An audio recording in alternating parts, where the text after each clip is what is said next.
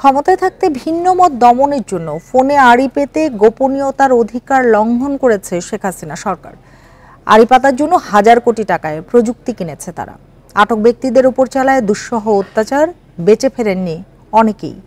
Cyber security act এবং NTMC, DGFI, র্যাবের বিলুপ্তির দাবিও জানান সচেতন নাগরিকরা। আমি তো মশলা বদলে ফেলেছি, এবার আপনিও বদলে ফেলুন। একবার প্রাণ গুঁড়া মশলা ব্যবহার করেই দেখুন। শেখ হাসিনা সরকারের সময় বারবার সমালোচনার মুখে পড়েছে ডিজিটাল নিরাপত্তা আইন, যা পরে হয় সাইবার নিরাপত্তা আইন। এই আইন নিয়ে ভিন্নমত দমন করার অভিযোগ ছিল।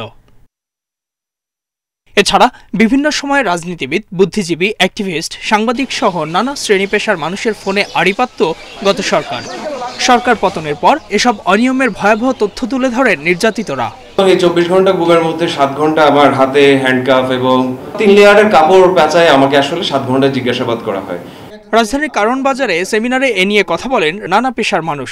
এই সংস্থাগুলো যে আড়ি পাতার কাজগুলো করেছে সেটা নিয়ে শ্বেতপত্র প্রকাশ করা দরকার।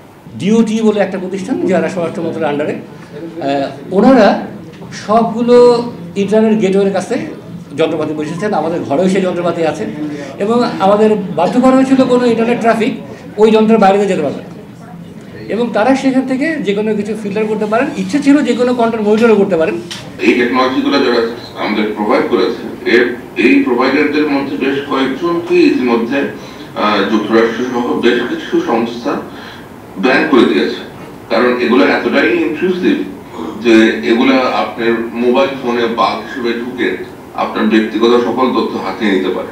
অন্তর্বর্তী সরকারের কাছে তাদের দাবি, জবাবদিহির আওতায় আনতে হবে বিটিআরসি, এনটিএমসি সহ সব গোয়েন্দা সংস্থাকে। রাষ্ট্র নিরাপত্তার জন্য গোয়েন্দা সংস্থার তথ্য সংগ্রহের প্রয়োজন আছে। সেটি রাষ্ট্রীয় নিরাপত্তা আর সরকারের বহুমত দমনের হাতিয়ার এক জিনিস কিন্তু না। যে আইনগুলো হয়েছে ব্রিটিশ আমলে না, পাকিস্তান আমলে না, আমাদের সংবিধানোত্তর অবস্থায় আমরা নিজেরা বাংলাদেশের সরকারগুলো বাংলাদেশের নাগরিকের জন্য আইন তৈরি করেছে। তো এগুলো যখন আমরা বাতিল করব, একই সাথে আগের আইনটিও দেখতে হবে।